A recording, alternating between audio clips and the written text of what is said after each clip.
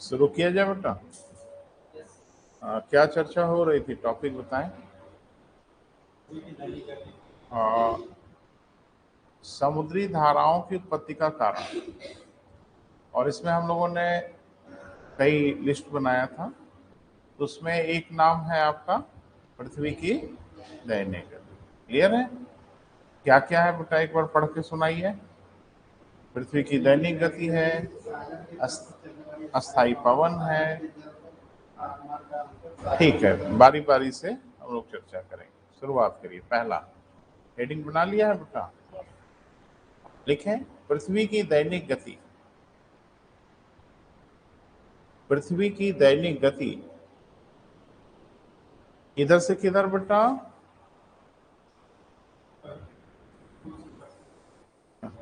पृथ्वी की दैनिक गति पश्चिम से पूर्व की ओर होती है। पृथ्वी की दैनिक गति किधर से किधर बेटा? पश्चिम से पूर्व की ओर होती है तथा सर्वाधिक गति की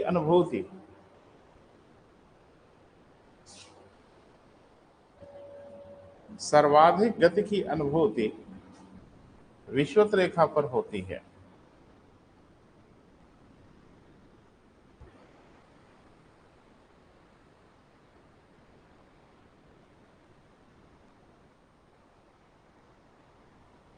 लिखें, जल अपने गुण के कारण, जो उसका कैरेक्टर है, गुण है, जल अपने गुण के कारण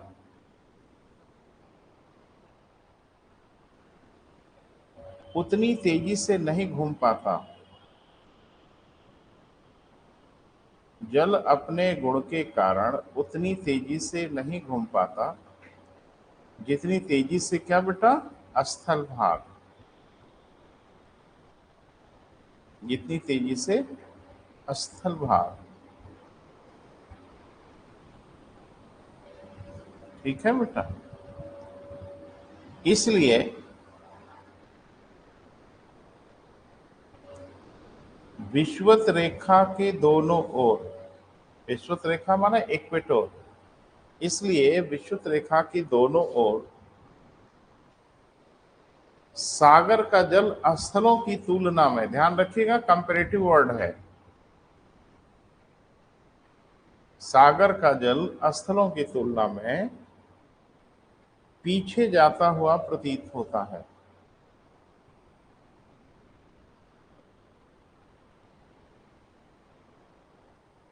स्थलों की तुलना में पीछे जाता हुआ प्रतीत होता है। ठीक है? तो कल मैंने एक उदाहरण बताया था, आज फिर से सुन लें। दोनों पश्चिम से पूर्व की ओर घूम रहे हैं, पानी भी घूम रहा है, स्थल भी घूम रहा है। बस दिक्कत ये हो रही है कि स्थल उतना तेज साथ नहीं निभा पा रहा है जितना तेज स्थल घूम रहा है। तो स्थल पे खड़े होकर महसूस करेंगे तो लगेगा कि पानी पीछे जा रहा है, जबकि पानी पीछे नहीं जा रहा है। मैंने उदाहरण बताया था ना कि एक, हाँ, बाइक वाला बहुत सुंदर उदाहरण है कि एक व्यक्ति 60 किलोमीटर की स्पीड से चल रहा है और उसके ठीक बगल में एक आदमी 80 किलोमीटर की स्पीड से चल रहा हो। क्लियर है? तो आगे वाली बाइक की तुलना में पीछे वाली बाइक दूर जाती हुई प्रतीत होगी, जबकि वो दूर नहीं जा रही है, वह भी उसी ओर जा रही है, लेकिन क्योंकि वो तेज जा रही है इसलिए उस बाइक की तुलना में यह बाइक हमेशा पीछे छूटता हुआ हर घंटे में 20 किलोमीटर पीछे छूटेगी। क्लियर है बेटा? तो ऐसा नहीं है कि पानी पीछे जा रहा है, पानी पीछे नहीं जा रहा है, स्थल तेज आगे जा रहा है। तो स्थल पे खड़े होके अगर आप देखेंगे तो आपको पानी पीछे जाता हुआ दिखेगा। इसलिए हर महासागर में सिर्फ एक को छोड़ के, और वो महासागर है हिंद महासागर।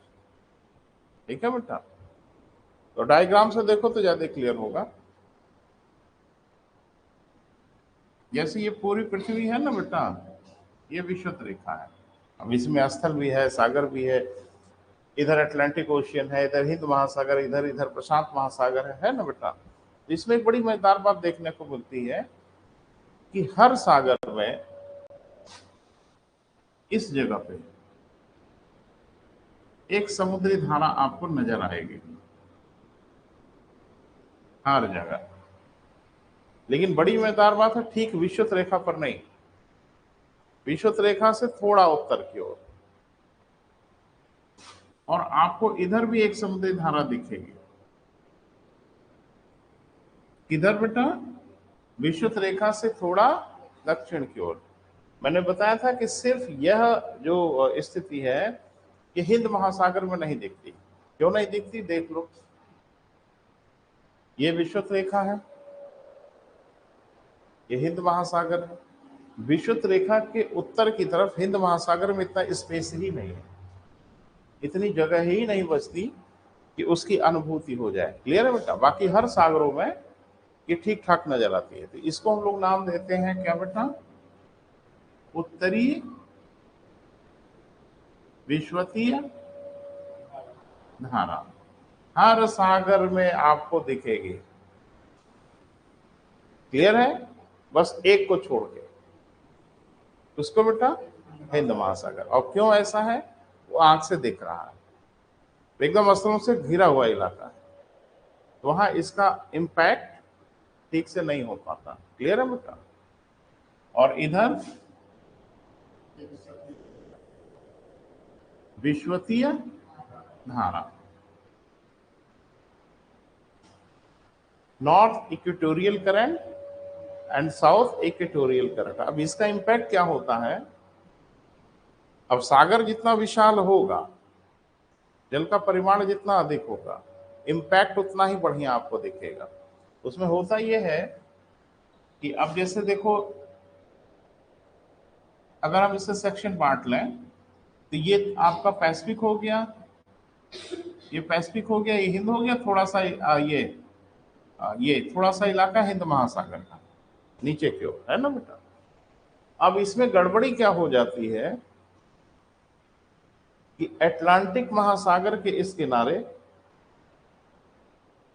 कौन सा किनारा? पश्चिमी, पश्चिमी किनारा, क्योंकि वो पूरब से पश्चिम की ओर मामला चल रहा है। धरती पश्चिम से पूरब की ओर घूम रही है, लेकिन पानी आता हुआ दिख रहा है पूरब से पश्चिम की ओर। आ नहीं रहा है भैया, जा रहा है वह भी। स्थलों पे खड़े होके महसूस होता है कि पूरब से पश्चिम की ओर जा रहा है। आप आगे जा रहे हो ना, तो आगे वाली बाइक को, पीछे वाली बाइक उसका उल्टा जाती हुई प्रतीत हो। उल्टा उल्टा जा नहीं रही है, वो भी आ रही है, लेकिन दूरी लगेगी कि वो पीछे जा रहा है आपके सापेक्ष। वो पीछे कहाँ जा रहा है भाई? वो भी पश्चिम से पूरब की ओर घूम रहा है, स्थल भी पश्चिम से पूरब की ओर घूम रहा है। क्योंकि वो धीमे घूम रहा है, इसलिए स्थलों से देखने में लगता है कि पानी पूरब से पश्चिम की ओर जा रहा, और जा भी रहा होता है, इसमें कोई शक शुबहा नहीं है। तो यहां जल की ऊंचाई बहुत बढ़ जाती है, लेवल ऑफ डिफरेंस बहुत हो जाता है। आंकड़े लोगों ने लिया है, लेकिन यह है कि ये कोई बड़ा स्पेसिफिक नहीं है, लेकिन इतना तो जरूर है कि डिफरेंस होता है। कुछ लोगों का तो कहना है अटलांटिक महासागर में जो ये डिफरेंस होता है, देख लो, पूरब और पश्चिम के तट के बीच में वाटर का डिफरेंस लगभग 150 मीटर का, 150 फीट नहीं, 150 मीटर का वाटर डिफरेंस हो जाता है। और पैसिफिक ओशियन में कहा जाता है कि ये डिफरेंस लगभग 300 मीटर का हो जाता है, लगभग आधा किलोमीटर पानी ऐसे हो जाता है। पानी टिकेगा वैसे? पानी को टेढ़ा करके रोक सकते हो आप? ये संभव नहीं। अब पानी अपने लेवल को मेंटेन तो हर हाल में करेगा, क्योंकि पानी अपने लेवल के लिए जाना ही जाता है। वाटर लेवल से तो मल्टी स्टोरी बिल्डिंग बन जाती है, क्योंकि सबसे भरोसेमंद क्या है हम लोगों का? वाटर लेवल ही है। लेवल को मेंटेन, देखते हैं ना वो राजगीर जो होते हैं ना, वो भले ही कम पढ़े लिखे होते हैं, लेकिन एक तो प्लास्टिक की पाइप लेके जरूर चलते हैं, पतली सी। उसे क्या चेक करते हैं? Water level. और वाटर लेवल नहीं चेक करते, वो फर्श का लेवल चेक कर लेते हैं, क्योंकि पानी अपना गुण छोड़ेगा थोड़ी, वो अपने लेवल को हर हाल में मेंटेन करेगा। कभी कभी हम लोगों को वो सब देखने में समझ में नहीं आता कि तो गलत लग रहा है, वो कभी गलत नहीं होता। अगर वो लेवल बता रहा है तो वो लेवल फर्श का उतना ही है जहां जैसा दिखा रहा है। क्लियर है बेटा? तो पानी अपने असमान तल पे नहीं होगा बेटा, वो अपने लेवल को मेंटेन करेगा। अब कहाँ मेंटेन करेगा? ठीक विषुवत रेखा पे गति तो थोड़ी ज्यादा रहेगी, इसकी और इसकी तुलना में ठीक विषुवत रेखा पे स्पीड ज्यादा होगी। पानी यहीं इकट्ठा हुआ, बोल नहीं रहे, तो जाहिर सी बात है वो विषुवत रेखा से, लेकिन ठीक विषुवत रेखा से वापस जाता है। यानी पूरा जो मामला बनता है, जैसे मान लो ये अस्थल है और ये विषुवत रेखा है, तो पानी इधर से आया, पानी इधर से आया, बोल नहीं रहे बेटा, और पानी यहीं से वापस लौटा। कहां? ठीक विषुवत रेखा से। इसीलिए इसे विषुवती धारा कहा जाता है, इक्वेटोरियल करंट कहा जाता है। उत्तरी विषुवती धारा, दक्षिणी विषुवती धारा, और इसे विषुवतीय प्रतिधारा कहा जाता है। प्रतिधारा माने उसकी उलट चलने लगती है। तो पूरा जो पानी का असमान लेवल है वो मेंटेन होने की कोशिश करने लगता है। क्लियर है बेटा? लिखें, अटलांटिक महासागर में, सॉरी अभी नहीं बेटा, अभी एक लाइन और लिख लो। इसके कारण ठीक विषुवत रेखा पर, इसके कारण ठीक विषुवत रेखा पर महासागरों के पूर्वी और पश्चिमी तटों के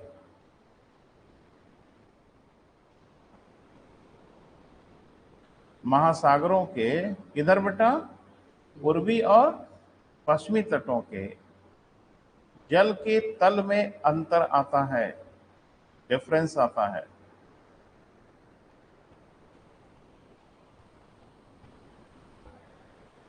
जल के तल में क्या आता है बेटा? डिफरेंस आता है, अंतर आता है। क्लियर है? लिखें, अटलांटिक महासागर में, अटलांटिक महासागर में पश्चिमी तटों पर पूर्वी तटों की तुलना में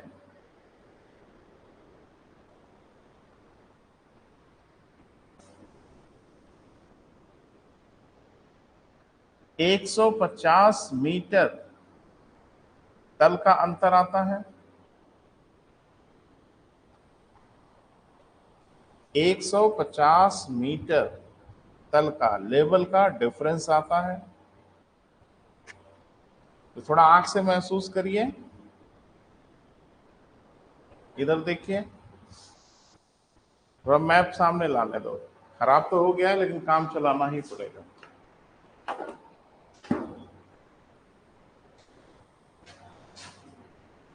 ये आपका है बेटा अटलांटिक ओशियन। तो आप देखोगे कि इस तरफ जो पानी की ऊंचाई है वो ज्यादा हो जाती है और इस तरफ पानी की ऊंचाई कम हो जाती है। क्लियर है बेटा? और ये जो डिफरेंस आता है लेवल का, वो लगभग 150 मीटर का डिफरेंस हो जाता है। क्लियर है बेटा? एकदम लिखा पड़ेगा। अब ये होता क्या है कि तीन धाराएं यहां पैदा हो जाती है। विषुवत रेखा के आसपास तीन समुद्री धाराएं उत्पन्न हो जाती हैं। किस कारण बेटा? पृथ्वी की दैनिक गति के कारण, जिसको कहते हैं उत्तरी विषुवतीय धारा, दक्षिणी विषुवतीय धारा, और ठीक विषुवत रेखा पर विषुवतीय प्रतिधारा। लिखें, इन्हीं कारणों से विषुवत रेखा के पास तीन समुद्री धाराओं की उत्पत्ति होती है।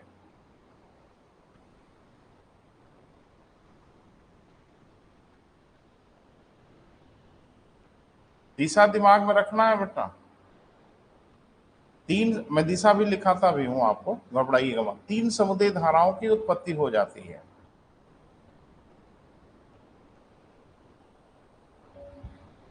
पहला, उत्तरी विषुवतीय धारा, नॉर्थ इक्वेटोरियल करंट। उत्तरीय विषुवतीय धारा, डायरेक्शन बोलो बेटा। आप अंड ही बंड बोलते रहते हैं बेटा, सोच के बोला करो। पूर्व से पश्चिम की ओर, पूर्व से पश्चिम की ओर। दिशा उषा कंफ्यूजन नहीं ना है बेटा। दूसरा, दक्षिणी विषुवतीय धारा, साउथ इक्वेटोरियल करंट।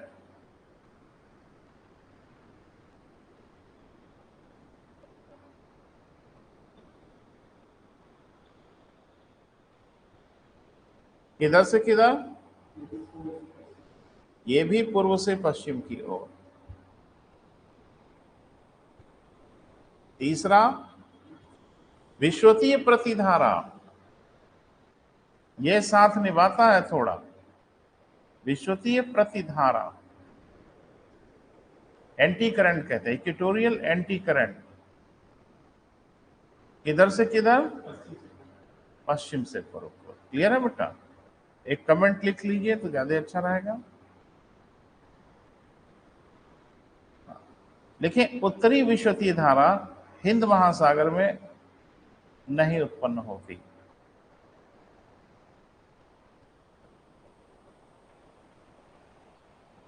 माने ये जो उत्तरी विश्वतीय धारा है ना बेटा हिंद महासागर में, ये यहां नहीं दिख पाती।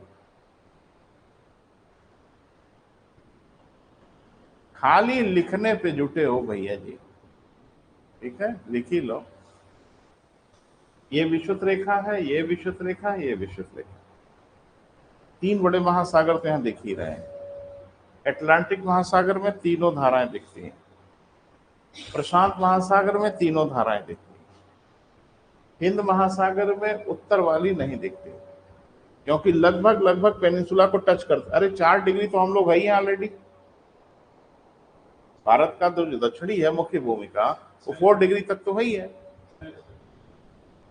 अरे भाई, सब मिला जुला के अगर देखोगे ना, एकदम विषुवत रेखा को छू रहे हैं अगर अंडमान निकोबार द्वीप समूह वगैरह सब लोग तो। 8 4 से 37 6 है, 6 भी नहीं है, 8 है। अगर मुख्य भूमि की बात करें तो 8 डिग्री से 37 तक है, और नीचे चला आता। अगर अंडमान, वो पूरा पेनिनसुला है बेटा, ये तो हम मनुष्यों ने बांट दिया है ना। आपके बांटने से क्या होगा? भौगोलिक प्रभाव तो होगा ही होगा ना। तो एकदम विषुवत रेखा को छू रहा होता है।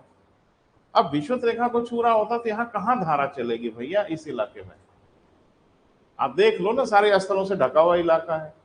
तो इधर स्थलों ने घेर लिया, इधर स्थलों ने घेर लिया, पेनिनसुला बीच में निकल गया। तो उत्तरी विषुवतीय धारा यहाँ पूर्ण रूप से इंपैक्ट नहीं छोड़ पाती। हाँ, प्रतिधारा दिखती है, और दक्षिणी विषुवतीय धारा यहाँ पे दिखाई देती है। क्लियर है बेटा? बाकी तीनों धाराएं हर महासागर में दिखती है। क्लियर है? तो मैंने बोला कि अटलांटिक महासागर में ये डिफरेंस लगभग 150 मीटर का होता है, और प्रशांत महासागर में ये डिफरेंस लगभग उसका दूना हो जाता है, 300 मीटर का। यानी प्रशांत महासागर के पश्चिम की ओर पानी की ऊंचाई 300 मीटर अधिक हो जाती है, पूर्व की ओर 300 मीटर कम। अब आप थोड़ी सी मेरी मदद करेंगे कि प्रशांत महासागर का पश्चिमी तट कौन सा है? अरे इधर ही तो मैप ही टंगा है। एक ये तट है, एक वो तट है। तो प्रशांत महासागर का पूर्वी तट कौन है, पश्चिमी तट कौन है? बस ये बता देना। श्योर बेटा? पीछे ये वाला पश्चिमी। अच्छा, वेरी गुड। ये पूर्वी तट है और ये पश्चिमी तट। इधर पानी बढ़ जाता है बहुत। क्लियर है बेटा? समझ में आ रहा है? इधर आती है उत्तरी विषुवतीय धारा और इधर आती है दक्षिणी विषुवतीय धारा। इस तरफ आती है, इधर से चलते हुए, पीछे पीछे घूमते हुए, है ना। धरती फ्लैट नहीं है ना बेटा, मैप में फ्लैट दिखाया गया है आपको। वो इलाका यही इलाका है, देखो ये थोड़ा सा दिख रहा है ना, तो यही है।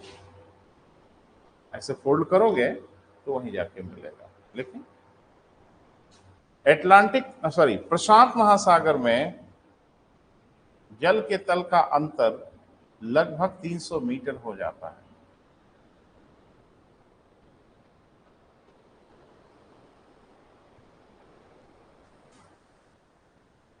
ये सब बड़ा मजेदार है बेटा, और एकदम साइंटिफिक है, कहीं कुछ याद वाद करने वाली स्थिति है नहीं।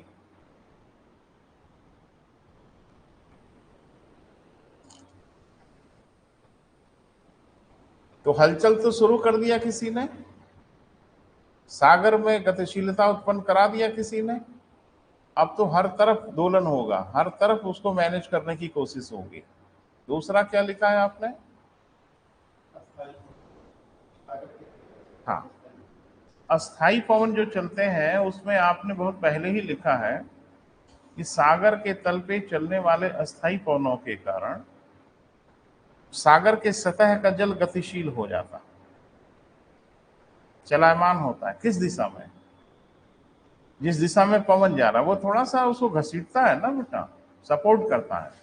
बोल नहीं रहे हैं। क्या आपको लगता नहीं कि उत्तरी विशुद्धि धारा और दक्षिणी विशुद्धि धारा के लिए अस्थाई पवन की भी भूमिका बड़ी महत्वपूर्ण है? ध्यान से सोचिए मैं क्या कह रहा हूं। क्या आपको ये नहीं लगता कि उत्तरी विशुद्धि धारा और दक्षिणी विशुद्धि धारा के लिए पृथ्वी की दैनिक गति तो जिम्मेदार है ही है, लेकिन मुझे लगता है कि कहीं पूर्वा पवन की भी जिम्मेदारी कम नहीं है? बोल नहीं रहे। वो भी तो पानी को ढकेल रहा है पीछे की ओर, पूरब से किधर? पश्चिम की ओर। और एक बात सभी पढ़ते हैं, आप भी पढ़ रहे होंगे, यहां पे आप देखते हो सॉरी, यहां पे एक ठंडी समुद्री धारा, बोले बेटा, जिसका नाम क्या है? कैनेरी की धारा, ठंडी धारा है। ये कहां से आ गई? ये तो इक्वेटोरियल रीजन दिख रहा है। जोर से बोलिए।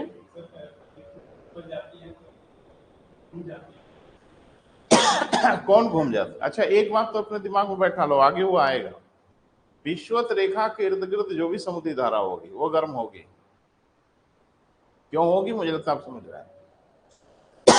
विश्वत रेखा के आसपास सूर्यताप अधिक प्राप्त होता है, पानी को भी मिलेगा, तो विश्वत रेखा के आसपास जितनी समुद्री धारा होगी वो गर्म होगी, और ध्रुवीय क्षेत्रों की ओर जितनी समुद्री धारा होगी वो ठंडी होगी। यूनिवर्सल ट्रुथ है।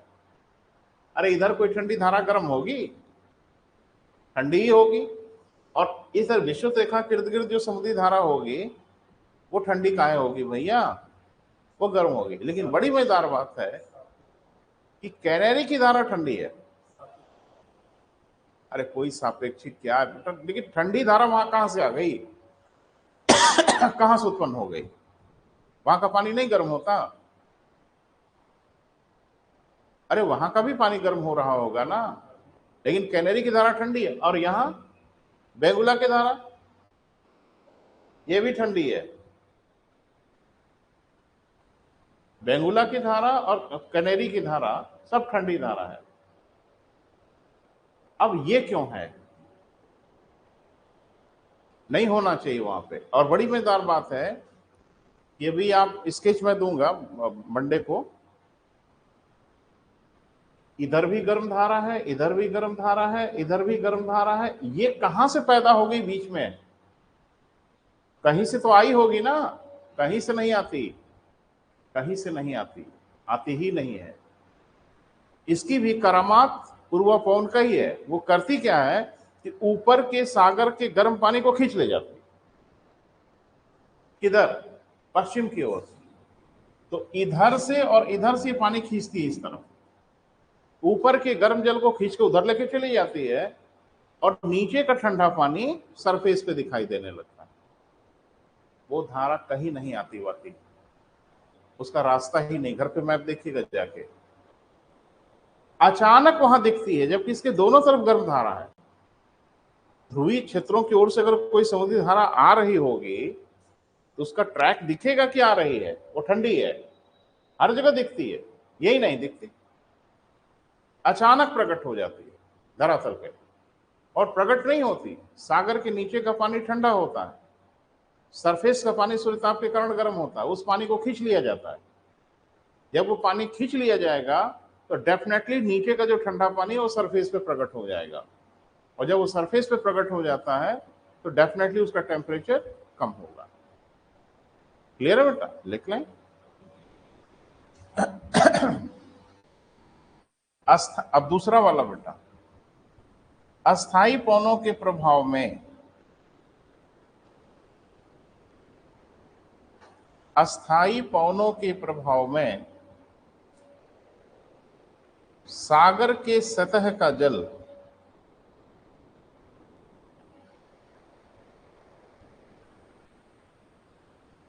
पवन के द्वारा स्थानांतरित किया जाता है।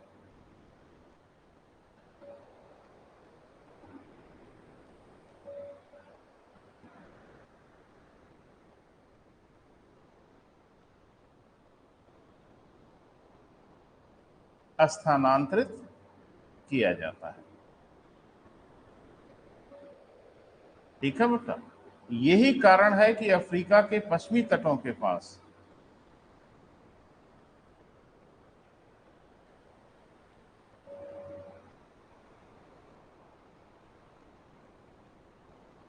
गर्म क्षेत्रों में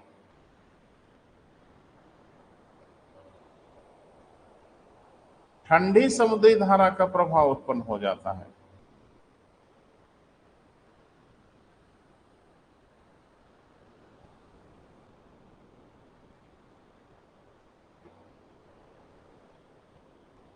क्योंकि सतह के गर्म जल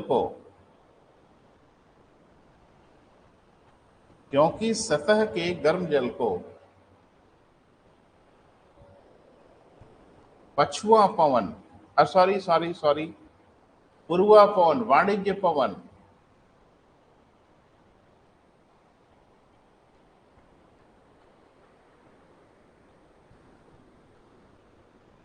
महासागरों के पश्चिमी तटों की ओर लेके चली जाते हैं।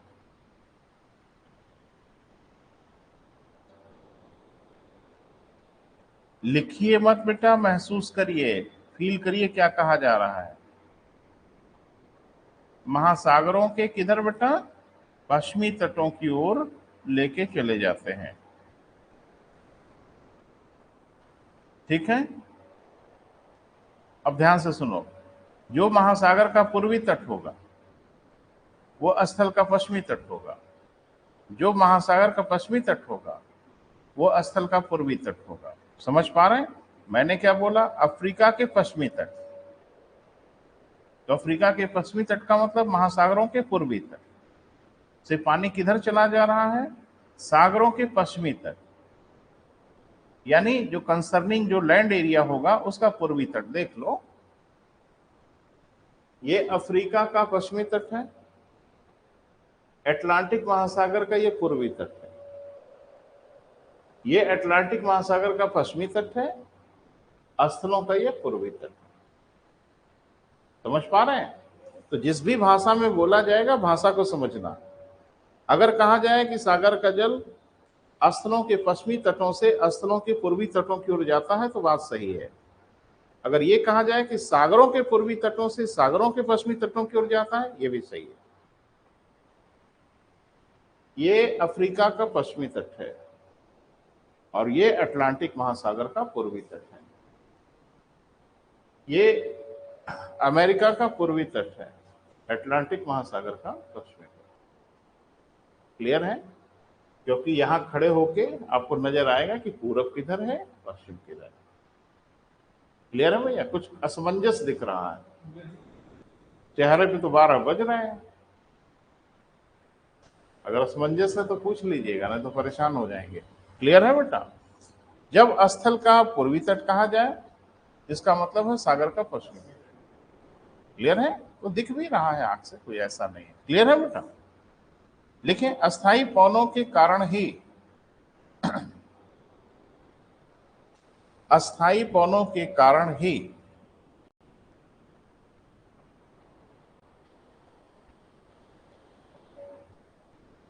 गल्फ स्ट्रीम का गर्म जल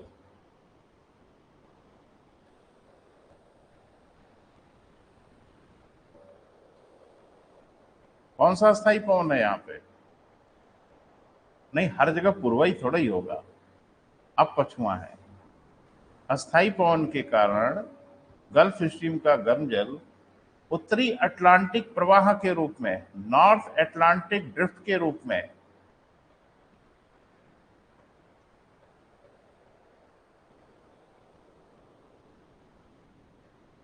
स्कैंडिनेवियन नाम सुना है? नॉर्वे, स्वीडन, डेनमार्क, फिनलैंड, ये सबको स्कैंडिनेवियन कंट्री कहा जाता है। क्यों? तो काहे नॉर्वे का पश्चिमी तट ही जा रहे हैं सब। अरे मेरे भाई, गलत सूचना मिल गई आपको, वेरी रॉन्ग इंफॉर्मेशन, ठीक कर लीजिए इसको अभी। एक्चुअल में स्कैंडिनेवियन भाषा है, लैंग्वेज है। Norway, Sweden, Denmark, Finland, Iceland, हर जगह इस भाषा का प्रभाव है। सबको स्कैंडिनेवियन कंट्री कहा जाता है, सबको स्कैंडिनेवियन कंट्री कहा जाता है। एक बार फिशर्स ने यही पूछा, निम्न में से कौन सा स्कैंडिनेवियन राष्ट्र नहीं है, पेपर जाके देख लीजिएगा 4-6 साल का। तो नॉर्वे थोड़ा ही है खाली, ये सब स्कैंडिनेवियन कंट्री हैं। लैटिन अमेरिका, नाम सुना है कि लैटिन अमेरिकी राष्ट्र हैं, नाम सुना है लैटिन अमेरिका? अमेरिका के नीचे कौन है? दोनों तो अमेरिका ही है, उत्तरी अमेरिका, दक्षिणी अमेरिका। अमेरिका तो कुछ है ही नहीं है, सब गलत सलत दिमाग में मत बैठाइए। परेशानी खाली यह है कि कहीं सुन के अपने हिसाब से डायग्राम क्रिएट कर लिए, तो आपके हिसाब से डायग्राम नहीं होगा, जो हकीकत है वो होगा। उत्तरी अमेरिका में एक देश है मैक्सिको, ठीक है? अरे अमेरिका कौन सापेक्ष है जो उसी की तुलना में बोलेंगे सब कुछ। यहां मैक्सिको है, ये मध्य अमेरिका है, ये पूरा दक्षिणी अमेरिका है। तो मैक्सिको से लेके पूरे दक्षिण अमेरिका तक सारे देशों को लैटिन अमेरिकी राष्ट्र कहा जाता है। ठीक है भैया जी, गूगल से पूछ लीजिएगा, कल परसों फिर हम मिलेंगे। तो मैक्सिको से लेके मध्य अमेरिका और पूरा दक्षिण अमेरिका को लैटिन अमेरिका कहा जाता है। उसके पीछे भी भाषा है, क्योंकि यहां लैटिन भाषा बोली जाती थी, लैटिन भाषा का प्रभाव देखता। तो लैटिन भाषा के नाम पे इस पूरे इलाके को लैटिन अमेरिकी राष्ट्र कह दिया जाता है। वैसे इस पूरे इलाके को स्कैंडिनेवियन कंट्री कहा जाता है। क्लियर है? गूगल पे पूछ लीजिएगा स्कैंडिनेवियन कंट्री। लिखने में तकलीफ होगी तो स्पीकर ऑन करके पूछ लीजिएगा, है ना, आसानी होगी। हाँ, ओशियानिक कंट्री भी कहा जाता है, ओशियानिक आइलैंड कहा जाता है, तमाम नाम है। वो इस इलाके में जो छोटे छोटे आइलैंड है उनको भी अलग अलग नाम दिया जाता है, सबको अलग। आजकल तो इधर ही पूछ रहे हैं सिविल सर्विसेज में। बहरहाल अभी जहां है वहां बने रहिए। क्लियर है बेटा? तो होता क्या है जरा ध्यान से देखो। इस इलाके में है बेटा, इधर देखिए बेटा, छोड़िए उसे। इस इलाके में होती है एक समुद्री धारा जिसका नाम है गल्फ स्ट्रीम। अब यहां तुरंत वो प्रभाव में आ जाती है पश्चिमा पवन के, अस्थायी पवन। और पश्चिमा पवन की दिशा आपको पता है इधर की ओर से। तो गल्फ स्ट्रीम के गर्म पानी को लेके पूरा एटलांटिक, अक्रॉस एटलांटिक महासागर इस इलाके में चली आती। क्लियर है? यानी ठंडे क्षेत्रों में सागर का गर्म पानी खींच के पहुंचा दिया जाता है। और एक दिन एक क्वेश्चन आपसे पूछा था, उसका जवाब भी आपको मिल गया। यही कारण है कि ये पोर्ट वर्ष भर खुले रहते हैं, क्योंकि हमेशा गर्म पानी उस इलाके में पहुंचता रहता, पोर्ट जमने नहीं पाते। और कनाडा का जो पूर्वी तट है ये फ्रीज हो जाता है, क्योंकि यहां प्रभाव होता है, एक बहुत ठंडी धारा आती है जिसका नाम है लेब्राडोर की धारा, इस तरफ से आती है बैफिन की खाड़ी से। अब जाहिर सी बात है इस इलाके से अगर आएगी तो गर्म तो नहीं होगी, एक तो ठंडी, और पूरा का पूरा कनाडा के पूर्वी तटों को जमा के रख देती है, फ्रीज हो जाता है पूरा। क्लियर है? इधर आइए, प्रशांत महासागर की जो उत्तरी विश्वती धारा है ये भी प्रभाव में आ जाती है पश्चिमा पवन के। और जब यहां से घूमती है तो किरोशियो की धारा बन जाती है, और फिर उसे खींच के लेके चली जाती है पश्चिमा पवन। तब ये बनती है उत्तरी प्रशांत प्रवाह, नॉर्थ पैसिफिक ड्रिफ्ट बन जाती है। पहले वाला क्या था? उत्तरी अटलांटिक प्रवाह, और ये वाला उत्तरी प्रशांत प्रवाह, नॉर्थ पैसिफिक ड्रिफ्ट। अरे कौन सा सागर है ये? प्रशांत है ना। तो इधर जो खींचा जाता है तो उसको बोला जाता है, उस समुद्री धारा को उत्तरी प्रशांत प्रवाह, और इसको उत्तरी अटलांटिक प्रवाह। तो इधर भी प्रवाह दिखता है और इधर भी प्रवाह दिखता है। ये दोनों प्रवाह के लिए कौन जिम्मेदार है? पश्चिमा पवन जिम्मेदार है। क्लियर है बेटा? ये इसको खींच के लेके चली जाती है एल्यूशियन द्वीप समूह के पास, इस इलाके में, और वो गर्म धारा है। जाहिर सी बात है उत्तरी प्रशांत प्रवाह का पानी कैसा होगा बेटा? गर्म। ये सब जो ड्रामा चल रहा है वो किसके कारण चल रहा है? अस्थाई पवनों के कारण चल रहा है। यानी सागर के तल पे जो पवन है वो भी ये नौटंकी कर रहे हैं, बड़े स्तर पे भले न कर रहे हो लेकिन इनका प्रभाव तो हो ही रहा है। क्लियर है बेटा? अगला टॉपिक,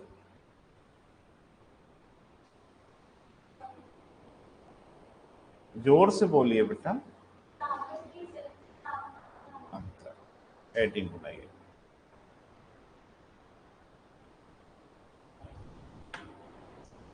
सागर के जल के तापमान का अंतर। अब ये तापमान कैसे काम करता है बेटा, है ना? लेकिन एक बात हमेशा ध्यान रखिएगा कि हर वेरिएबल अलग अलग नहीं काम करता, सारे वेरिएबल मिलके काम करते हैं, लेकिन एक एक वेरिएबल को हम लोग अलग अलग देख रहे हैं।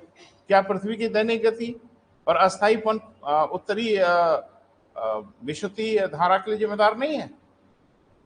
तो खाली एक ही फैक्टर नहीं है, कई फैक्टर एक साथ काम करते हैं, लेकिन एक एक फैक्टर को हम अलग अलग आपको बता जरूर रहे हैं, लेकिन सारे फैक्टर जो काम करेंगे वो इकट्ठे हैं। जैसे ऑर्केस्ट्रा देखा है? भी नहीं देखा, गलत बात है ना। ऑर्केस्ट्रा कभी देखा ही नहीं, सुना ही नहीं, इसमें कौन सी गलत बात है भैया? हाँ बिल्कुल देखना चाहिए, सुनना चाहिए, जीवन है मनुष्य का, आनंद ले। पढ़ाई लिखाई होती रहेगी यार, ऊपर वाले ने हमको पढ़ने के लिए नहीं भेजा। ये तो हम मनुष्यों की नौटंकी कि पढ़ाई लिखाई वाला ऐसा मामला बनाए कि आधी जिंदगी गुजर जा रही है इसी में। हम पाषाण काल में थे तो पढ़ने के लिए थे, नए नहीं पत्थर लेके दौड़ते थे। अब ये तो आधुनिक समय में ये सब ड्रामा शुरू हो गया, साहब की जिंदगी बेहतर करनी है तो पढ़िए। शुरू से ऐसा नहीं था। इसके पहले जिंदगी बेहतर होने के लिए भुजाओं में ताकत होनी चाहिए थी और तलवार में धार होनी चाहिए थी। जिसकी भुजाओं में बल और तलवार में धार, उसकी जिंदगी बेहतर होती थी, क्योंकि वो लोगों को हराता था। तो समय समय के हिसाब से जो रिक्वायरमेंट है सोसाइटी की वो बदलती गई। राजतंत्र में क्या था? आपकी भुजाओं में अगर ताकत है तो आप होंगे राजा, आपकी तलवार में धार होगी तो आप बनेंगे राजा, और आज जिसकी पेन में धार होगी वो बनेगा राजा, है ना भैया? और जिसके बाहुबल में ज्यादा अगर जोर है वो बनेगा लेबर। तो अभी तो वक्त के साथ सिनेरियो बदल गया ना भैया जी, आगे देखो क्या बदलता है।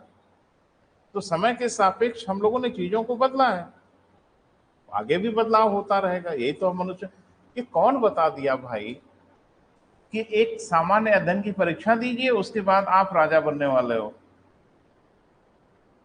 आपको नहीं लगता कि यार ये समुद्री धारा पढ़ें, ज्वालामुखी पढ़ें, भूकंप पढ़ें तो हम आईएएस बनेंगे?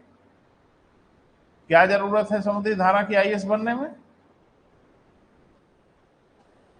आप मुझे बताइए ना कि आईएएस बन के समुद्री धारा की क्या उपयोगिता है?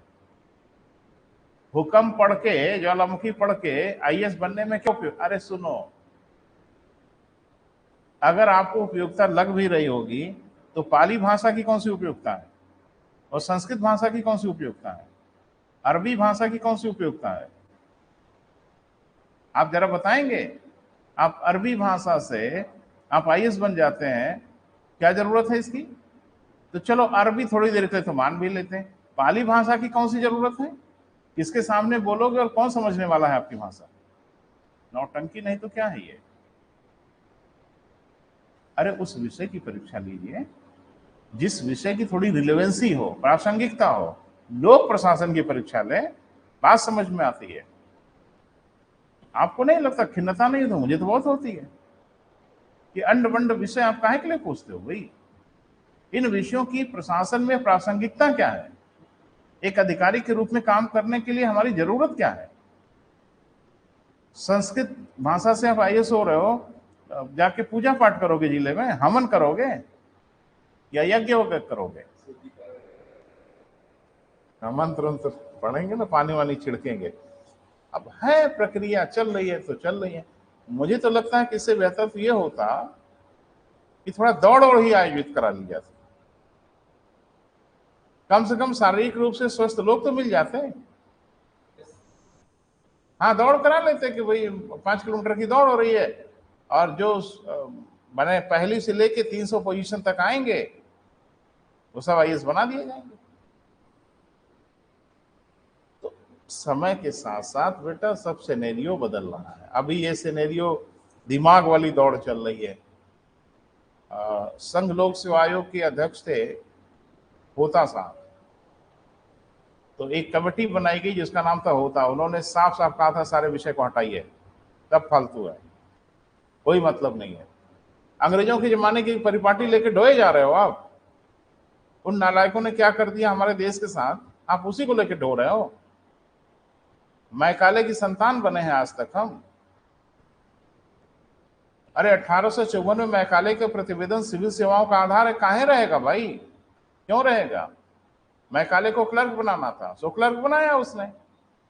आज वो स्थिति नहीं है, लेकिन हम हैं उस विरासत को सर पे लेके ढोए जा रहे हैं, ढोए जा रहे हैं। विरासत को खत्म करिए और नए संदर्भ के हिसाब से विषयों को समाहित करिए। कोशिश हो रही है, प्रयास हो रहा है। इसी कारण ऑप्शनल को समाप्त कर दिया गया, खत्म कर दिया गया, है ना बेटा? कहावत है ना, न रहेगा पास, तो ऑप्शनल को खत्म कर दिया। अब जीएस में थोड़ा सा है, लेकिन जीएस की परेशानी यह है बेटा कि एक बच्चा जो जागरूक है, सतर्क है, सावधान है, तो इसीलिए आप देख रहे हैं जीएस में भी बहुत ड्रास्टिक चेंज हो रहा है। आपकी नजर उस पर जा नहीं रही है। जीएस को ज्यादातर करंट के इर्द गिर्द घुमाया जा रहा है। संविधान के क्वेश्चन करंट से, अर्थव्यवस्था के क्वेश्चन करंट से, इवन इतिहास के क्वेश्चन करंट से लेट करके पूछे जा रहे हैं, ताकि एक बच्चा जो जागरूक होगा, सतर्क होगा, सावधान होगा अपने इन्वायरमेंट के लिए, वो इन सब चीजों पे बेहतर कर पाएगा। आपको नहीं समझ में आ रहा है वो कर क्या रहे हैं? बदल तो रहे ही हैं, लेकिन सारा बदलाव अचानक नहीं किया जा सकता, क्योंकि हम उसके लिए तैयार नहीं होते। अभी मैं बता रहा हूं, यूपी पीसी से ऑप्शन खत्म किया गया ना बेटा, कई लोगों की जिंदगी खत्म हो गई। उन बच्चों की जिंदगी तो खत्म ही हो गई जिनकी ताकत ऑप्शनल थी, जिन्होंने अपनी पूरी जिंदगी भर ऑप्शन तैयार किया और इंटरव्यू दिया, नहीं हुआ, खेल खत्म हुआ, क्योंकि ऑप्शनल ही खत्म हुआ, वो दौड़ के बाहर हो गए। सिविल सर्विसेज में अचानक ऑप्शनल खत्म करते हैं, कई लोगों का हार्ट फेल हो जाएगा, क्योंकि बच्चों की ताकत है। ऑप्शनल एक बड़ा गंभीर विषय होता है बेटा, और बड़ी शिद्दत से और बड़ी ताकत से उसको पढ़ना होता है। इसीलिए सिविल सेवा ने धीरे धीरे माहौल बनाया। पहले 2 से घटा के 1 किया कि थोड़ा झटका लगे धीरे से, और फिर बहुत जल्द बहुत कुछ हो सकता है, और जरूर होगा, जरूर होगा। होता ने कहा था सारे विषयों को हटा दीजिए, सिर्फ लोक प्रशासन को रखिए, क्योंकि यही वो विषय है जो प्रशासन को सहयोग करेगा। प्रशासन में इसकी आवश्यकता होगी। फाइनेंशियल मैनेजमेंट पढ़िए, एडमिनिस्ट्रेशन पढ़िए, एडमिनिस्ट्रेशन कैसे किया जाए, संगठन कैसे बनाए जाए, संगठन कैसे ऑर्गेनाइज किए जाए, वो उस विषय में पढ़ा जाता है। और वो विषय प्रशासन के लिए बहुत रेलेवेंट विषय है। अब पाली कैसे रिलेवेंट है, मेरी समझ के परे है।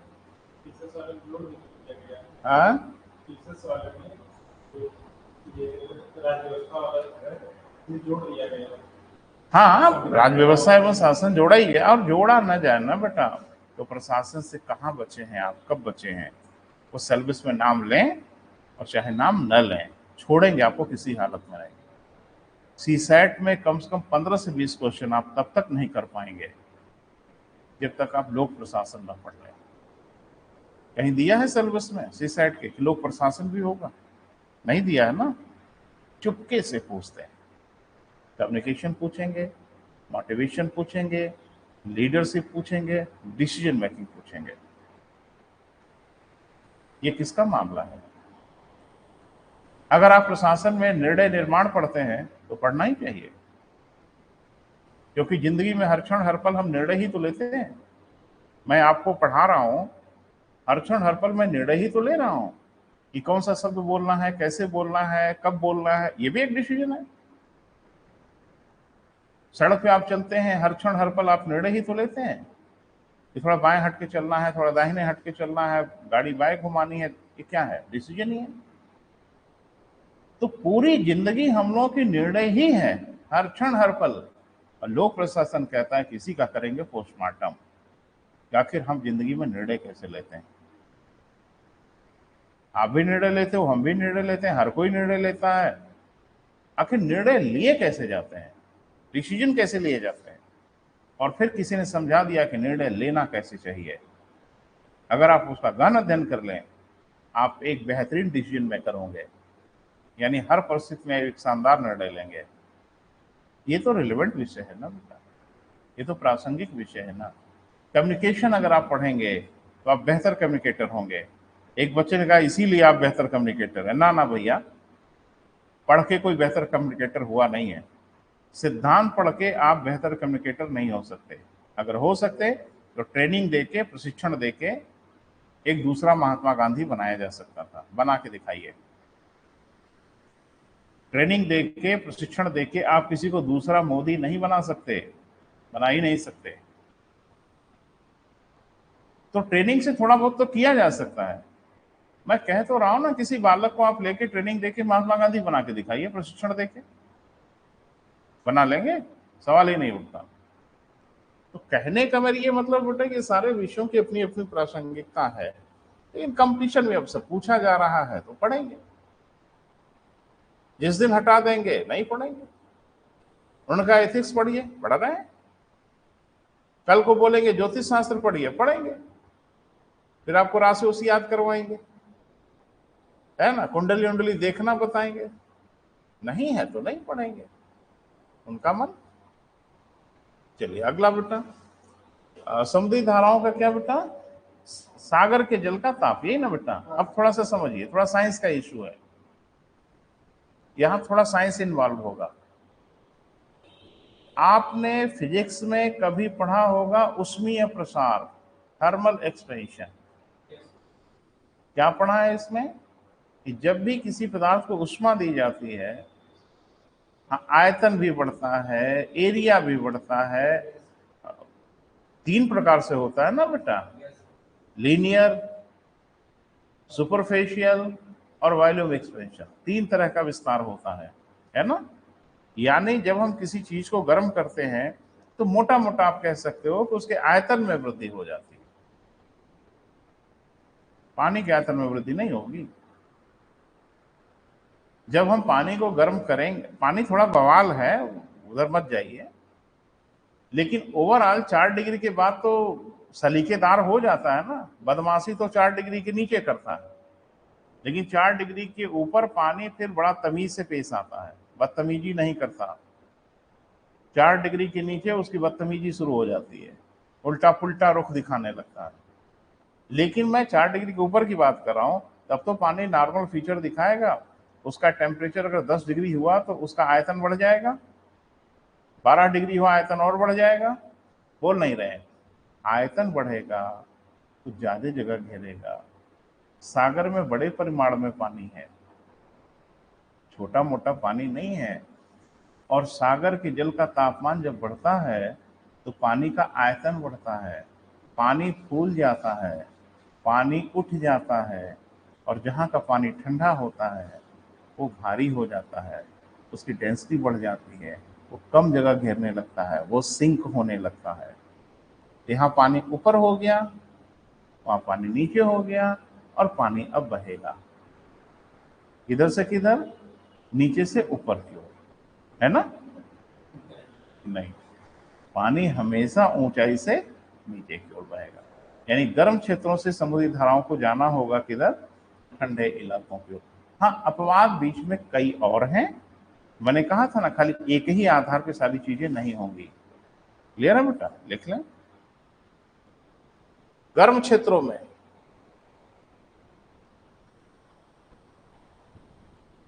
गर्म क्षेत्रों में तापमान अधिक होने के कारण पानी के आयतन में भी वृद्धि होती है।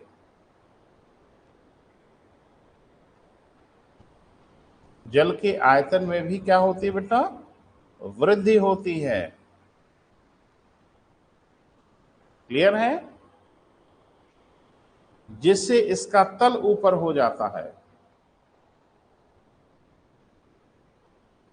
एक एक को अलग अलग देखें फिर सब मिलके असर छोड़ेंगे ना बेटा, जिससे इसका तल ऊपर हो जाता है।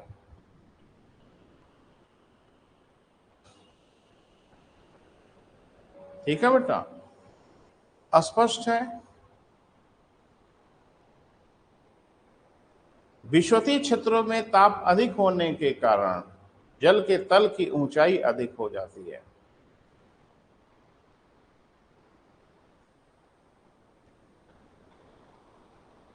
जबकि ध्रुवीय क्षेत्रों में, पोलर रीजन में, जबकि ध्रुवीय क्षेत्रों में, पोलर रीजन में तापमान की कमी के कारण जल का घनत्व बढ़ जाता है। जबकि ध्रुवीय क्षेत्रों में तापमान की कमी के कारण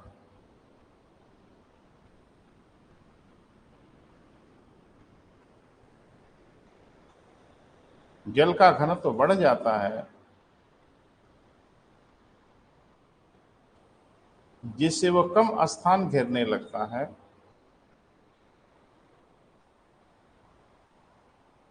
उसके तल में कमी आती है।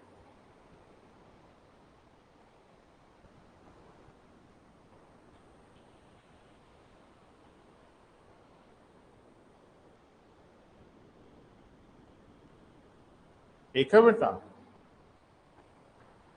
तो मुझे लगता है कि कम से कम ताप वाला फैक्टर तो ये बता ही रहा है बेटा। क्या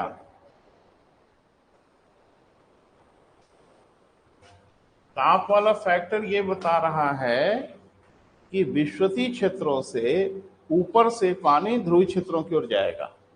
बोल नहीं रहे? नहीं समझ में आ रहा बेटा?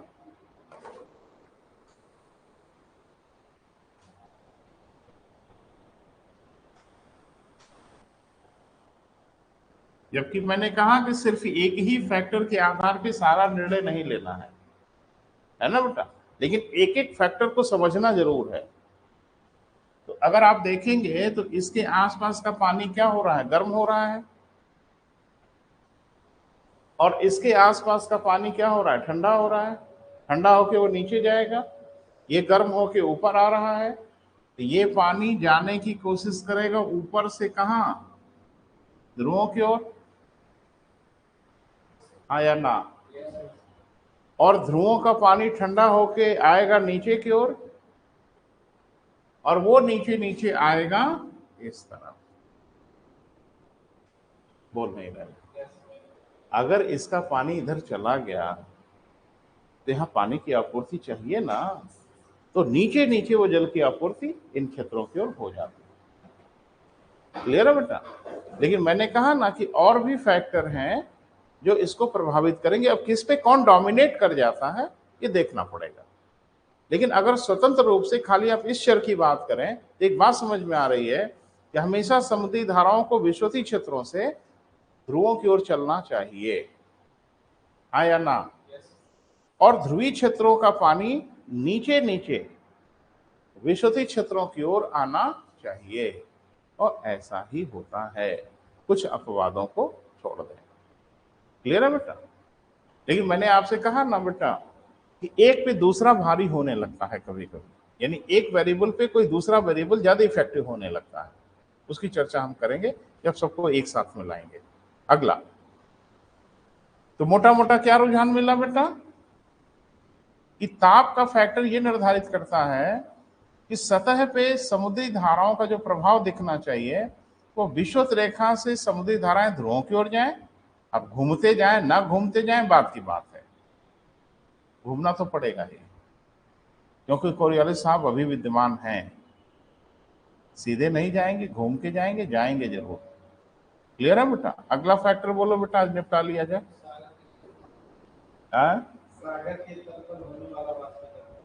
वाष्पीकरण, ये 2 लाइन का मामला है, लेकिन हेडिंग बना लो।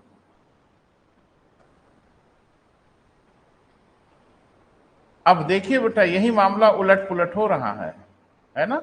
अब एक फैक्टर पे दूसरा डोमिनेट कर रहा है, थोड़ा सा समझने की कोशिश करिए। अभी मैंने बोला कि जिस स्थानों पे सूर्यताप की प्राप्ति ज्यादा होती है वहां सागर का जल थोड़ा फूल जाता, उभर आता है, और जिन इलाकों में तापमान कम होता है वहां सागर का पानी सिंक कर जाता है। अब ये फैक्टर क्या कह रहा है कि जिन इलाकों में तापमान अधिक होगा उन इलाकों में वाष्पीकरण तेज होगा, और जिन इलाकों में वाष्पीकरण तेज होगा वहां पानी का लेवल थोड़ा नीचे हो जाएगा, और जिन इलाकों में वाष्पीकरण बिल्कुल नहीं होगा, यानी ताप जहां कम होगा, वहां कम से कम वाष्पीकरण के कारण सागर के तल में कोई अंतर नहीं आना है। क्लियर है? तो अब विषुवत रेखा पे दो फैक्टर एक साथ काम कर रहे हैं। वाष्पीकरण कह रहा है कि सागर का तल कम होना चाहिए, और डेंसिटी वाला फैक्टर ये कह रहा है कि सागर के तल की ऊंचाई ज्यादा होनी चाहिए। अब ये देखना पड़ेगा कि इस पे डोमिनेट कौन करता है। वाष्पीकरण वाला फैक्टर ज्यादा डोमिनेट करता है कि घनत्व वाला? तो मजेदार बात यह कि अगर दोनों को मिला के देखें तो घनत्व वाला मामला डोमिनेट कर जाता है।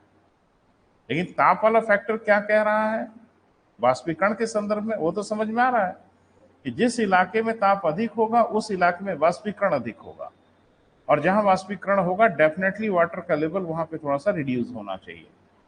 देखिए, जिन क्षेत्रों में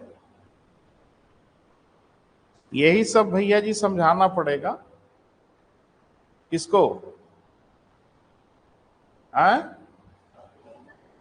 एग्जामिनर को, है ना।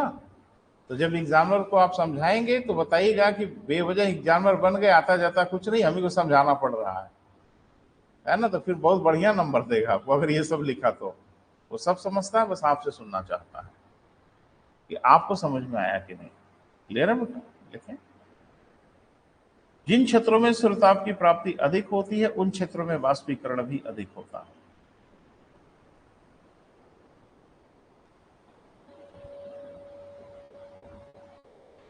बहुत फैक्टर हैं बेटा, सब निर्धारित करते हैं।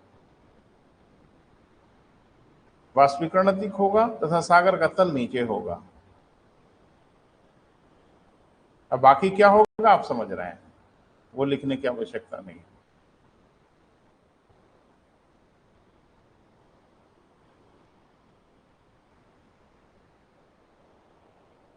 तो ताप वाला फैक्टर क्या बता रहा है बेटा कि ध्रुवों की ओर पानी की ऊंचाई ज्यादा होनी चाहिए, विषुवत रेखा की ओर कम होनी चाहिए, कम से कम ताप वाला वाष्पीकरण वाला फैक्टर।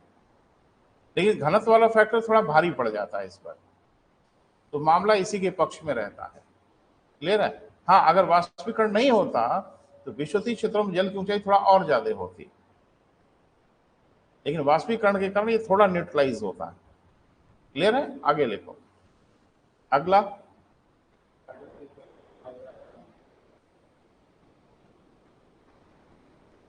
अभी छोटे छोटे फैक्टर हैं बेटा।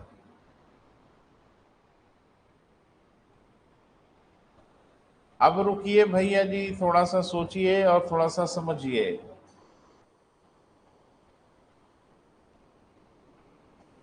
वायुदाब पढ़ा है? याद नहीं आ रहा है? पता नहीं पढ़ा है कि नहीं। पढ़ा है? विषुवत रेखा में किस प्रकार का वायुदाब होता है? उच्च वायुदाब? अच्छा, निम्न होता है, वेरी गुड। विषुवत रेखा पे लो प्रेशर बेल्ट होता है, 30 अंश अक्षांशों के आसपास हाई प्रेशर होता है। प्रेशर खाली धरती पर ही होगा, पानी पे नहीं होगा। होगा, पानी पर भी होगा, और पानी पे थोड़ा और बढ़िया होगा, और अच्छा इंपैक्ट दिखेगा, क्योंकि वो थोड़ा इलास्टिक नेचर रखता है। स्थलों पे वायुदाब बढ़ेगा नहीं बढ़ेगा, स्थल पे प्रत्यक्ष भौतिक प्रभाव नहीं दिखेगा, पानी पे दिखेगा। जिन स्थानों पे वायुदाब अधिक होगा वहां पानी भी दबेगा, नहीं दबेगा। और जिन स्थानों पे वायुदाब कम होगा तो कहानी दिखिए, दिख रहा है। विषुवत रेखा पे ताप भी अधिक है, विषुवत रेखा पे घनत्व भी अधिक है, और विषुवत रेखा पे वायुदाब भी कम है, तो जल का लेवल ऊपर हो जाएगा। 30 अंश अक्षांशों के आसपास विषुवत रेखा की तुलना में कम तापमान है, तो वहां की पानी की डेंसिटी थोड़ी ज्यादा होगी, और वायुदाब अधिक होने के कारण सागर के लेवल को वो दबा के नीचे की ओर करेगा, और ये असर दिखता है, आपकी आंखों से दिखे चाहे ना दिखे। एक जैसे मैंने कहा कि वाटर लेवल का डिफरेंस 300 मीटर होता है, आंख से दिखता थोड़ा ही है, और दूरी इतनी अधिक है कि 300 मीटर कुछ पता ही नहीं चलता। ये ध्यान रखना, 30 अंश अक्षांशों के आसपास पानी दब जाता है, और जब वो दबेगा तो उसकी भरपाई करेंगे आसपास के लोग। बोल नहीं रहे, यानी ये दिख रहा है कि यहां दोनों तरफ से पानी को आना होगा, ध्रुवीय क्षेत्रों से आना होगा और विषुवतीय क्षेत्रों से आना होगा, और आता है। समुद्री धारा जब ध्यान से पढ़ोगे ना तो आपको दिखेगा। क्लियर है बेटा? आगे लिखें। जिन स्थानों पर वायुदाब कम होता है, जिन स्थानों पर वायुदाब कम होता है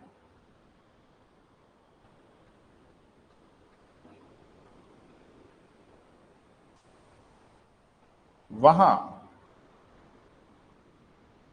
जल का तल ऊपर रहता है।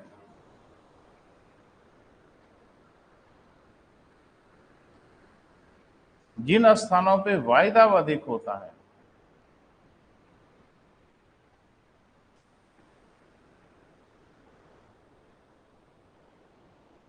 इसका प्रभाव सागर के तल पर भी पड़ता है। इसका प्रभाव कहां बेटा? सागर के तल पर भी पड़ता है।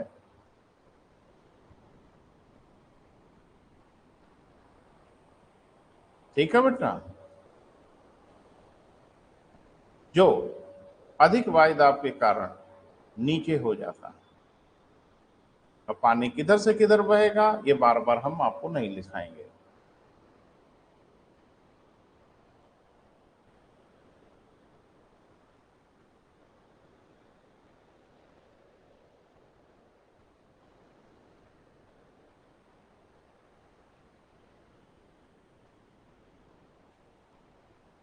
दिख रहा है बेटा?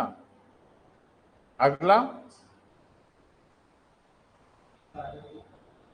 हाँ, अब खारापन क्या करता है बेटा? थोड़ा सागर के जल का खारापन, खारापन क्या करता है वो थोड़ा समझिए। वो सागर की डेंसिटी को प्रभावित करता है, घनत्व को प्रभावित करता है, क्योंकि उसमें कुछ चीजें डिसॉल्व हो जाती है, घुल जाती है। अब जरा सा मुझे बताइए कि कंसंट्रेशन का भी फर्क पड़ता है। जहां पानी का कंसंट्रेशन अधिक होगा और जहां पानी का कंसंट्रेशन कम होगा। अब ये भी थोड़ा फिजिक्स का मामला है, पानी किधर से किधर चले, भौतिक विज्ञान क्या है।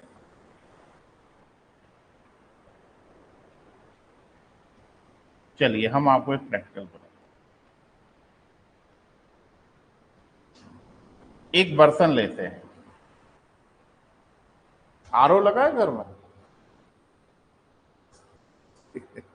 हाँ, आरओ लोगों के घरों में लगा होता है भाई। आरओ मतलब समझ रहे हैं ना? अरे वही पानी वानी वाला सिस्टम। आरओ माने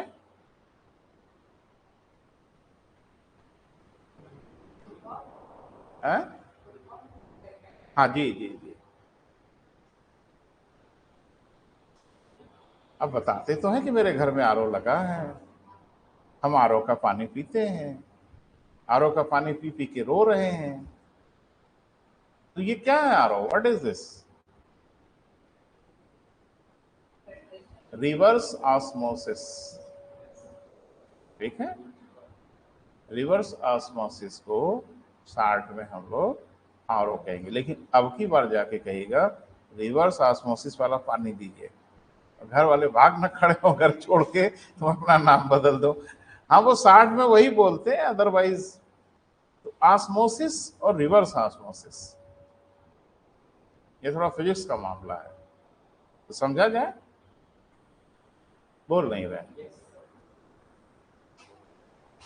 अब भूगोल पढ़ते समय क्या क्या पढ़ना पड़ता है भाई, बड़ी भारी मुसीबत है। देखो, और कुछ पढ़ना पड़े ना पढ़ना पड़े, भूगोल पढ़ते समय साइंस तो आपको हर हाल में पढ़ना पड़ेगा क्योंकि बड़ा करीबी नाता है। तो थोड़ा सा देख लो भैया जी,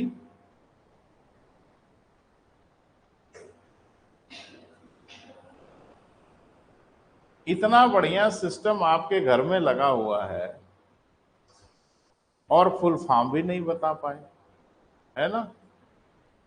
तो खैर, ऑस्मोसिस क्या है? परासरण हिंदी में कहते हैं, और रिवर्स मतलब समझ ही रहे हैं, उल्टा। यानी जो ऑस्मोसिस की प्रक्रिया है वो मशीन उस प्रोसेस को उल्टा कर देती है ना। तो पहले तो यही समझते हैं कि क्या है परासरण। जैसे मान लीजिए कोई पात्र है और उसके बीच में एक मेम्ब्रेंस लगा देते हैं, झिल्ली लगा देते हैं, पारगम्य हो, ठीक है, यानी इसके इधर उधर चीजें आ जा सके। तो जो मेम्ब्रेंस होती है ना, उसको अपारगम्य भी कहते हैं, सेमी पारगम्य भी कहते हैं, है ना बेटा, और सेलेक्टिव पारगम्य भी कहते हैं, दुनिया भर के नाम है इनके। तो हम ये मान लेते हैं कि इसके बीच में एक डिवाइडर है जो परमिसिबल है। परमिसिबल मतलब इधर से इधर चीजें आ जा सकती हैं। इधर है प्लेन वाटर, इधर सादा पानी भर दिया, और इधर पानी में चीनी घोल के भर दिया।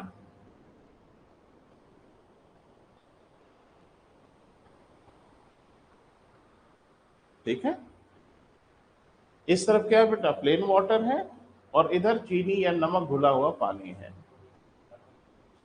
नमक घोलो ज्यादा सही रहेगा, समुद्र ही पढ़ रहे हैं हम लोग, है ना। अब आप मुझे बताइएगा कि पानी किधर से किधर जाएगा? बोले?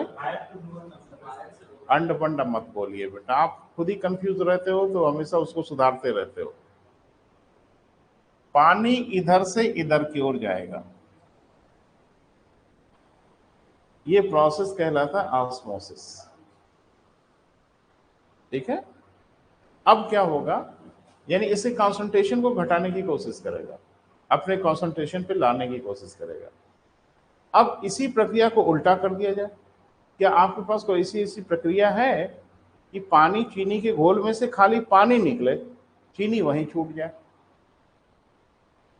तो अगर इसमें से पानी चीनी के घोल वाला पानी इधर आने लगे, मान लें, तो इम्प्योरिटी इधर छूट जाएगी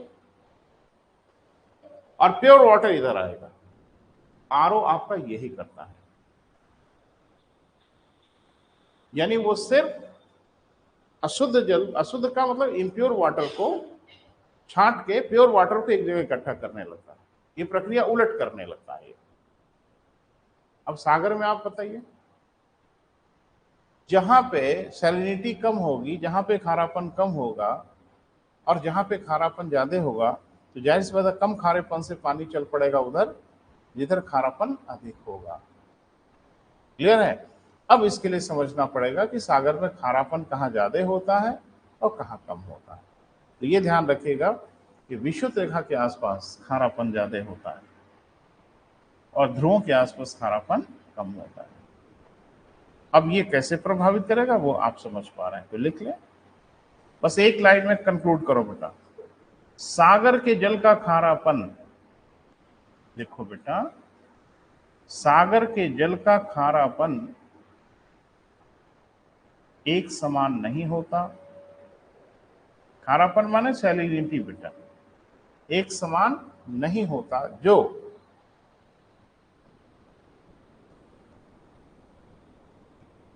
समुद्री धाराओं को प्रभावित करता है।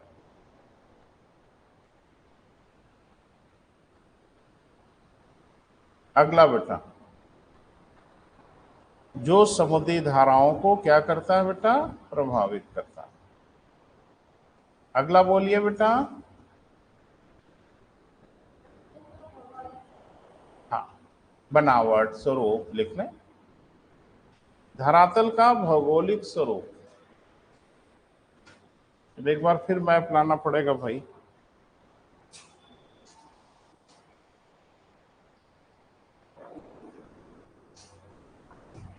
थोड़ा सा बेटा इसको जरा समझने की कोशिश करिए। पानी इधर से बह के आ रहा है, आ रहा है ना? नहीं, कहाँ है, यहाँ पानी वानी है।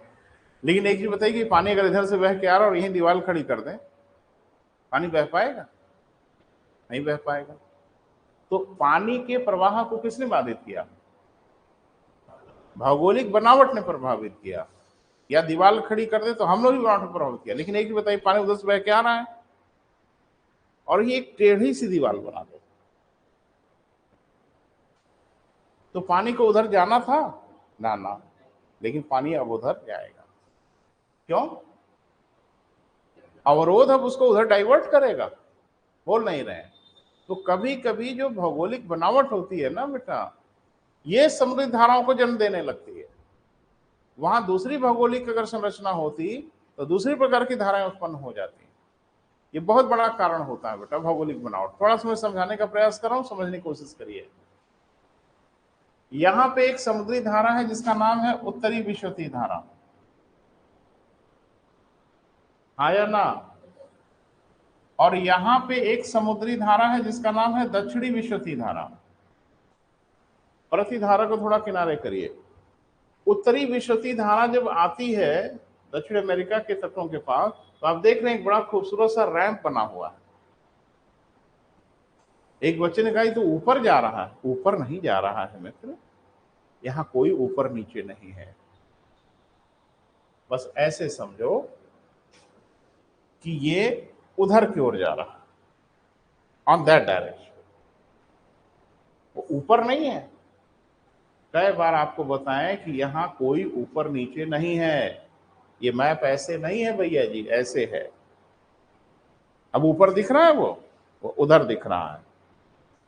तो ये समुद्री धारा जैसे इस तटों से आती है, इसको एक स्लोप मिल जाता है, ढाल मिलता है, और इधर उसको पैसेज मिलता नहीं, इसलिए ढाल को पकड़े पकड़े घुस जाती है मैक्सिको की खाड़ी में, गल्फ ऑफ मैक्सिको में घुस जाती है। कहां जाएगी? कहीं तो जाएगी।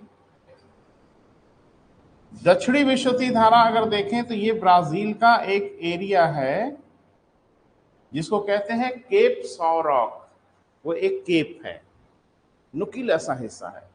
और जैसे ही दक्षिणी विश्वती धारा उसे टकराती है, हम यहीं पे एक त्रिभुज बना दें, एक संरचना, और उधर से अगर कोई पानी आ रहा होगा, क्या उस नोक से टकरा के दोनों तरफ नहीं बटेगा? बोल नहीं रहे, बटना ही है उसको। इधर भागेगा थोड़ा, इधर भागेगा थोड़ा। तो जैसे ये आके इसी नोक से टकराता है, ये दो हिस्सों में बाइफरकेट हो जाता है। एक घूम जाता है इधर की ओर, और जो इधर की ओर घूमता है ब्राजील के तटों के सहारे सहारे बहने लगता है, जिसको हम लोग भूगोल में कहते हैं ब्राजील की धारा, जो गर्म धारा है। और एक इधर की ओर घूम जाती है और ये विषुवत रेखा को पार करके अपने भाई का साथ निभाने लगती है, जो किसी ढाल का अनुसरण करके ये भी ऊपर की ओर बढ़ जाती है। तो उत्तरी विश्वती धारा और दक्षिणी विश्वती धारा का एक हिस्सा जो उधर डाइवर्ट हुआ था, ये दोनों मिलके दंदनाते हुए अपार जलराशि ले जाके भर देते हैं। कहां? मैक्सिको की खाड़ी में। और मैक्सिको की खाड़ी के जल की ऊंचाई मजे की बढ़ जाती है, क्योंकि प्रेशर इधर से आ रहा है पानी का।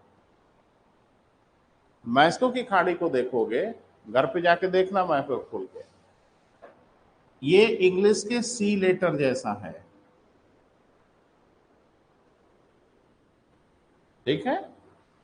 और बीच में एक स्थल भाग है जो इसको बाइफरकेट कर देता है, दो हिस्सों में बांट देता है। देखिएगा जाके जरूर। अब इधर से पानी दोनों घुस जाता है कहां? मैक्सिको की खाड़ी में।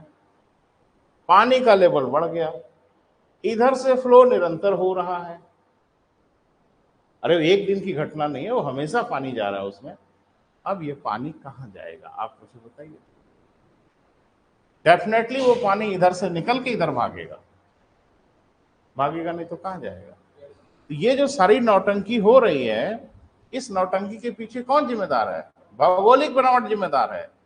और चूंकि पानी वहीं से निकलता है, कहां से, मैक्सिको की खाड़ी में, और अपार जल राशि निकलता, मैंने आपको बताया था लगभग 150 स्वेट ड्रॉप, होश उड़ा देने वाला ये क्वांटिटी है बेटा।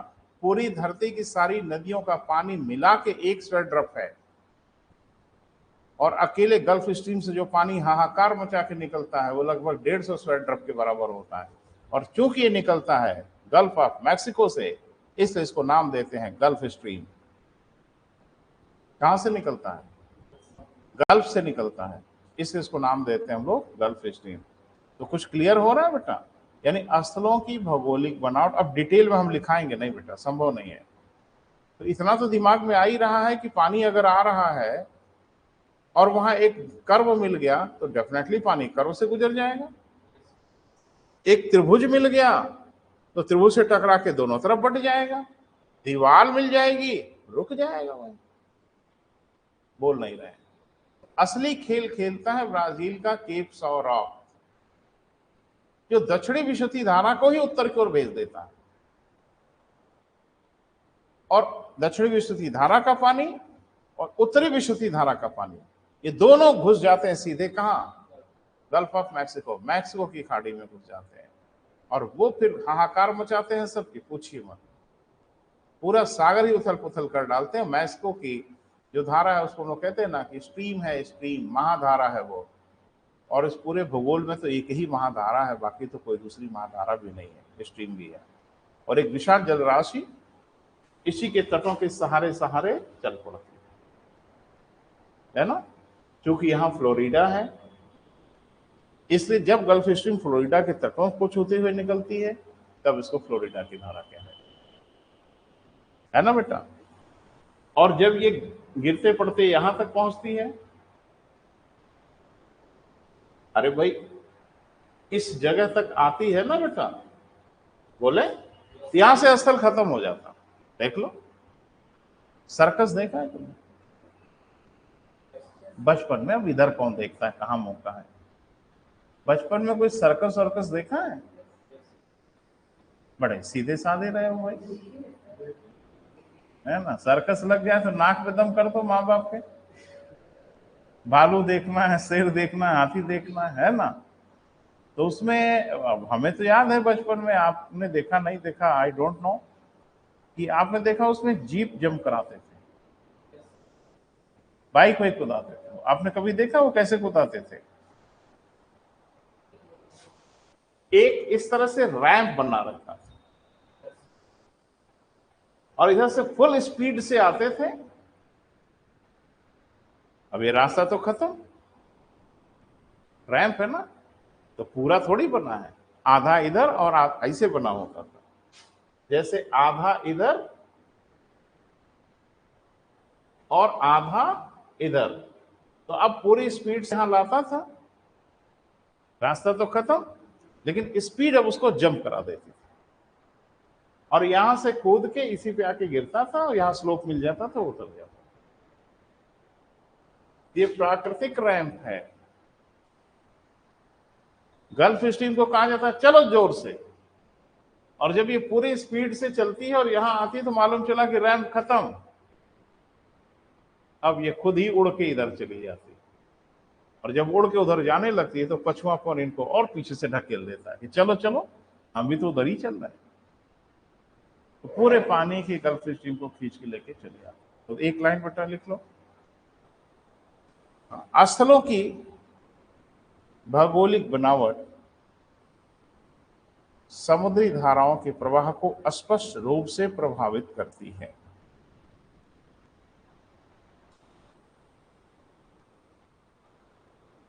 एक उदाहरण बेटा लिखवाएंगे ताकि आपके दिमाग में रहे।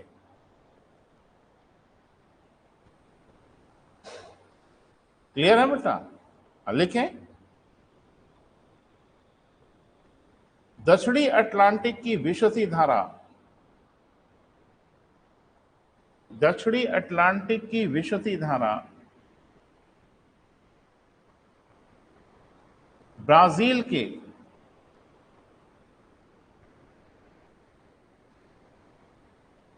साओ रॉक, जगह का नाम है, ब्राजील के साओ रॉक केप से टकराकर दो भागों में विभाजित हो जाती है।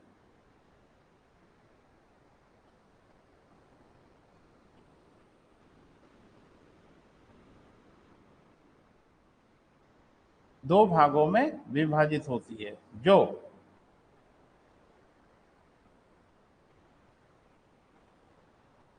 गल्फ स्ट्रीम के निर्माण का बहुत बड़ा कारण बनती है, जो गल्फ स्ट्रीम के निर्माण का बहुत बड़ा कारण बनती है। क्लियर हुआ बेटा?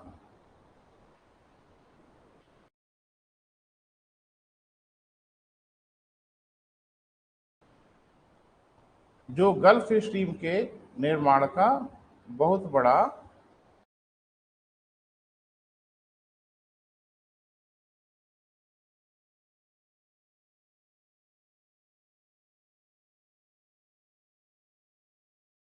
जो गल्फ, तो मुझे लगता है कि सारे फैक्टर से थोड़ा थोड़ा हम लोगों ने बात कर लिया। क्लियर है बेटा? कल आपको अपने हाथ का बनाया हुआ स्केच दूंगा समुद्री धारा पे, कल नहीं मतलब जब लेक्चर आएगा तब, और कुछ और बात करनी है बेटा। अभी तो शुरुआत है। भूगोल के आनंद वाला इलाका तो अब शुरू हुआ है, और भूगोल पढ़ने वाला इलाका तो अब शुरू। बड़ी मजेदार स्थिति है कि ज्योग्राफी में जैसे जैसे आगे बढ़ेंगे आनंद बढ़ता जाएगा, गंभीरता बढ़ती जाएगी। अब भूगोल अपने गंभीर इलाकों की ओर बढ़ रहा है। बड़ा तारा छोटा तारा ये नौटंकी अब नहीं है ना? अब भूगोल समझना पड़ेगा। क्लियर है बेटा? तो आज यहीं तक बेटा, फिर मिलते हैं, बात करते हैं। Thank you.